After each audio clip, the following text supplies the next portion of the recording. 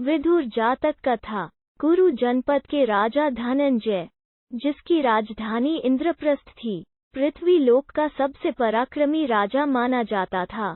उसके राज्य में विदुर नाम का एक अत्यंत बुद्धिमान मंत्री था, जिसके विवेक की कहानियां सर्वत्र सुनी सुनाई जाती थीं। उन दिनों राजा धनंजय के समकालीन 3 और अत्यंत पराक्रमी राजा राज करते थे, जिनके नाम सक, वरुण और वेंतैया थे, जो क्रमशः देवों, नागों और सुपर्ण यक्षों, स्वर्ण गरुड़ों के राजा थे। एक बार किसी अवसर पर चारों राजा एक बाग में एकत्रित हुए, जहां उनमें यह विवाद उत्पन्न हो गया कि उन चारों में सर्वाधिक शीलवान कौन था।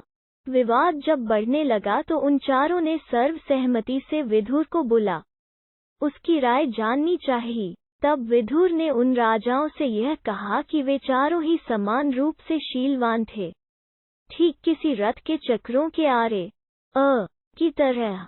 विदुर की राय से चारों ही राजा अत्यंत प्रसन्न हुए और उसे अनेक पुरस्कार दिए। उस रात नागराज वरुण जब अपने शयन कक्ष में आराम कर रहा था तो उसकी रानी ने उसके गले के हार को लुप्त पाया। कारण पूछने पर जब उसे ज्ञात हुआ कि राजा ने अपना प्रिय हार विदुर को उसकी बुद्धिमानी से प्रसन्न हो पुरस्कार में दिया है, तो उसने राजा से विदुर का हृदय भेंट में मांगा और जिद पूरी न होते देख मूर्छित होने का स्वांग रचा। एक दिन सुपर्ण यक्षों का सेनापति पुअनकराज नागलोक के ऊपर से उड़ता हुआ जा रहा था। तभी उसकी दृष्टि नाग राजकुमारी इरंदती पर पड़ा, जो एक सुंदर झूले में गाती झूलती दिखी। इरंदती की अपूर्व सुंदरता को देख पुअनकराज तत्काल नीचे उतर आया और इरंदती से उसी क्षण अपना प्रणय निवेदन किया। पुअनक के व्यक्तित्व से इरंदती भी कम प्रभावित नहीं थी। उसने उसी क्षण उसके प्रेम को स्वीकार कर लिया। पुअनक तब नागराज वरुण के पास पहुंचा। वहां उसने इरंदती का हाथ मांगा।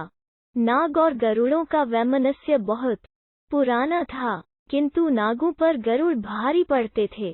इसके अतिरिक्त राजा अपनी पुत्री का दिल भी तोड़ना नहीं चाहता था, और न ही नागपुत्री का हाथ किसी गरुड़ को दे समस्त प्रजा का बैर मोल लेना चाहता था। उसने पुअनक से कुछ समय की मोहलत ले एकांत में अपने मंत्री से सलाह की। नाग मंत्री कुरुराज के मंत्री विदुर का वैरी था। उसे विदुर की प्रतिष्ठा से ईर्ष्या थी। उसने राजा को सलाह दी कि वो पुअनक को इरंदती का हाथ तब दे जब वो विदुर का हृदय लाकर रुगण महारानी को दे। इस युक्ति से रानी भी स्वस्थ हो जाएगी और स्वस्थ रानी को देख प्रजा भी। पुअनक ने जब नागराज की शर्त को सुना तो वह तत्काल उड़ता हुआ कुरु देश की राजधानी इंद्रप्रस्थ पहुंचा। वो कुरुराज धनंजय की कमजोरी जानता था। वो जानता था कि कुरुराज एक महान जुआरी था। राजा धनंजय के पास पहुंचा। उसने उसे जुए के लिए ललकारा और दांव पर अपने उड़ने वाले घोड़े तथा अपने उस रत्न को रखा जिससे विश्व की समस्त वस्तुएं दिख सकती थीं।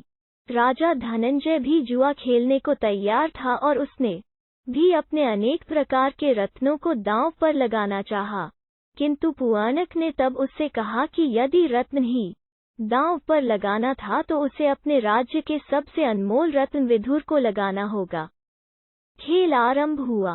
धनंजय की हार हुई और पुअनक की जीत। पुअनक तब विदुर को ले उड़ता हुआ काल पर्वत पर पहुंचा। वहां उसने विदुर पर तलवार से प्रहार किया, मगर विदुर को छूते ही पुअनक की तलवार टूट गई। विस्मित पुअनक ने तब विदुर को मुक्त करना चाहा। विदुर ने पुअनक द्वारा प्रदत्त मुक्ति को उस क्षण अस्वीकार कर दिया, क्योंकि वो पुअनक के साथ नागलोक जाकर उसकी सहायता करना चाहता था। उसने पुअनक को उसके द्वारा पूछे गए प्रश्न का उत्तर भी टाल दिया।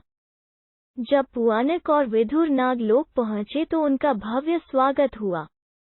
विदुर ने राजा वरुण और रानी विमला को उपदेश और ज्ञान चर्चा से प्रसन्न किया।